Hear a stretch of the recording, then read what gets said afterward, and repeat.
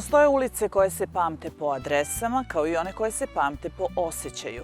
Kada je 2015. godine sajt Arhitektura i dizajn ovu ulicu proglasio za jednu od najlepših na svetu, vest je odjeknula u javnosti, a ulica je postala pravi mamac za turiste.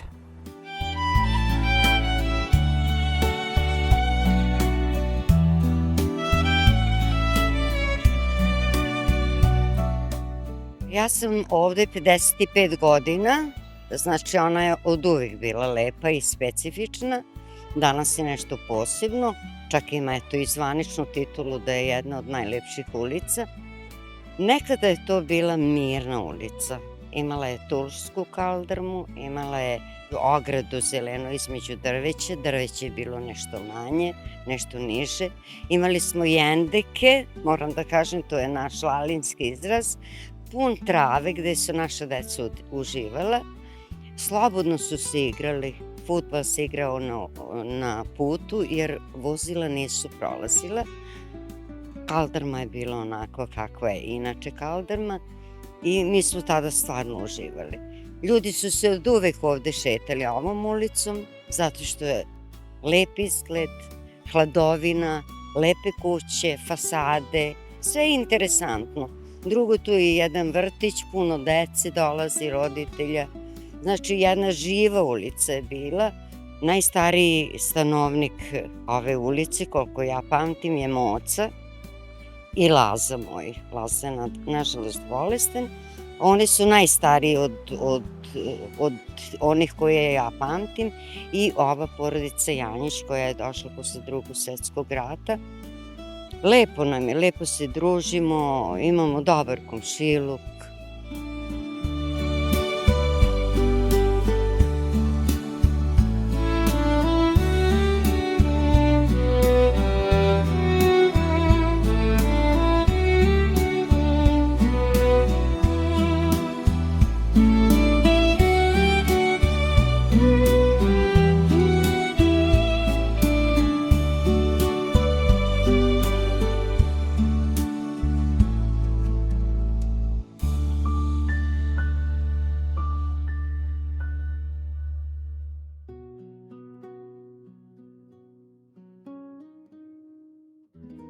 Moja kuća u kojoj živim nikad nije menjala vlasnika, to je sa kolena na koleno išlo, tako da sam ja, moj pradeda je sazidao ovu kuću i ostalo je u vlasništvu. To je jedina kuća u ulici koja nije promenila vlasnika, ovde se malo menjalo, ali ima još dosta starosedeoca u ovoj ulici, oni koji su došli posle rata, posle Drugog svetskog rata ovde. Ova ulica je bila atraktivna iz jednog razloga zato što je prva ulica koja je dobila gradski vodovod, jel?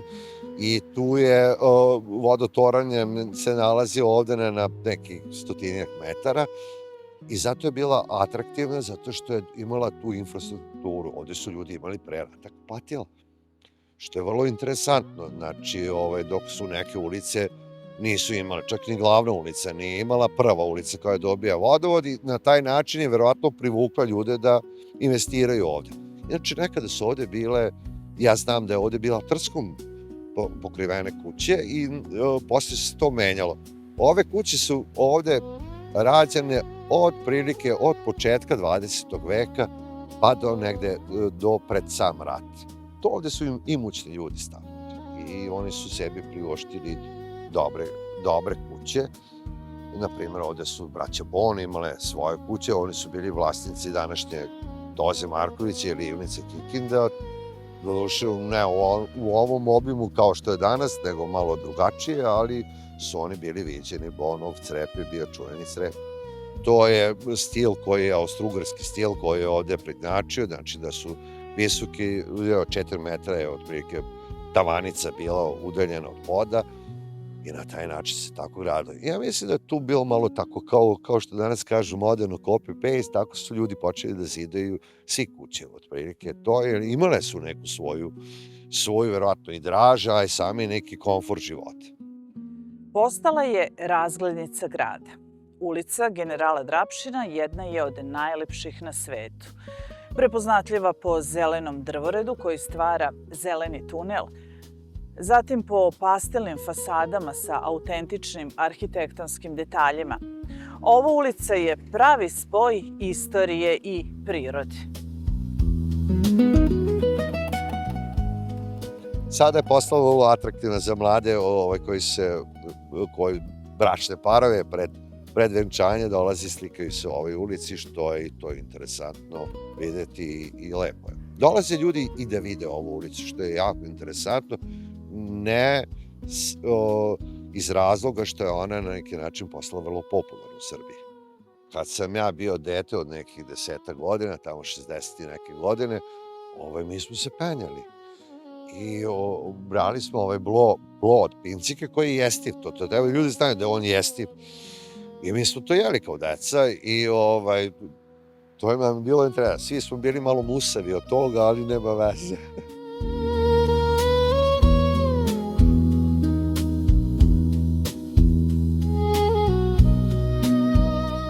Ovde je bila pekarska, čuvena pekarska radnja ili pekara Šoplovački, od koje smo svi odlazili da kupujemo hleb, to se kupovalo na blokove. Svako je imao svoj blok i u tom bloku je bilo zapisano koliko si tog meseca odneo vekni hleba i onda dođeš poplatiš. I to je sistem bio koji je funkcionisao dugo u ulici. Sve komšije, a ne samo komšije su dolazile da kupuju hleb. Ovde je bila krojačka radnja, čuvena krojačka radnja, baš sam spomenuo koliko nemamo više zanatlija tih starih, to se na neki način ne neguje koliko je se nekada negovalo. Bila je, moj pradeda imao voskarsku ili sveće prodavao ili ciderske kolače, to je bilo zajedno. Upravo u mojoj kući je bilo to. Bilo je nekih advokata ovde u Pecićeva kuća, čuveni advokat je bio Pecić ovde. Interesantna jedna priča, moj pradeda je ovde radio kao poštanski činovnik, pa imao 3 sina, oni su bili tada školaši, klinci od 7-8 godina, 10-ak. Oni su se popeli na drvo i išli po krovovima, išli kući. To im je bilo interesantno, preko krovova su išli kući. Tako da, eto, to je anegdota koja je pre rata, naravno, vezana. To je negde, recimo, ajde kažemo, 20. godina prošlog veka.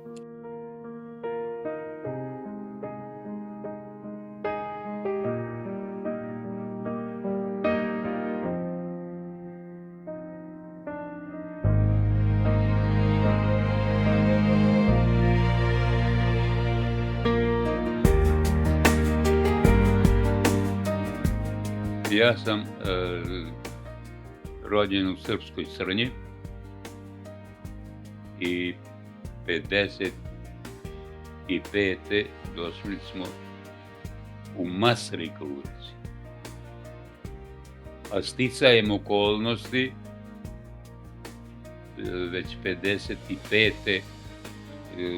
posećivao sam ovu ulicu svakog dana jer sam tu radio. Zamislite kako su izgledale drveće, te divne pincike pre 60 godina.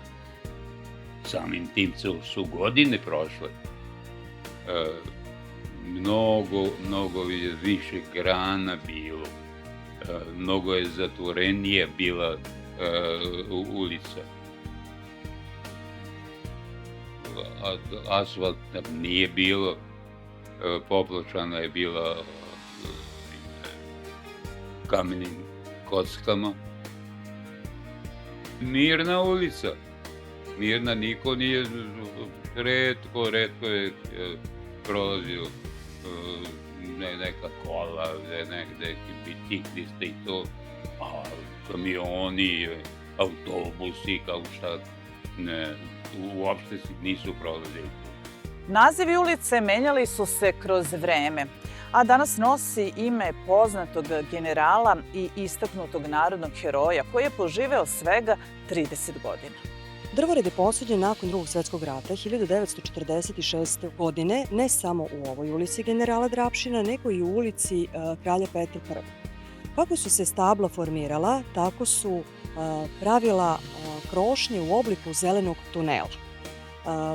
Za najlepšu ulicu, odnosno specifičnost ove ulice jeste upravo u tome prirodno nastalom zelenom tunelu koji se već nekoliko godina unazad formira u pređašnje pomenutoj ulici Kralja Petra I. Šetajući ovom ulicom prolaznici kao da su zagrljeni, kao da su zaštićeni kroz igru svetlosti i senke, zaštićeni od toplote, zaštićeni od vetra, zaštićeni i bezbrižno prolaze ovom ulicom.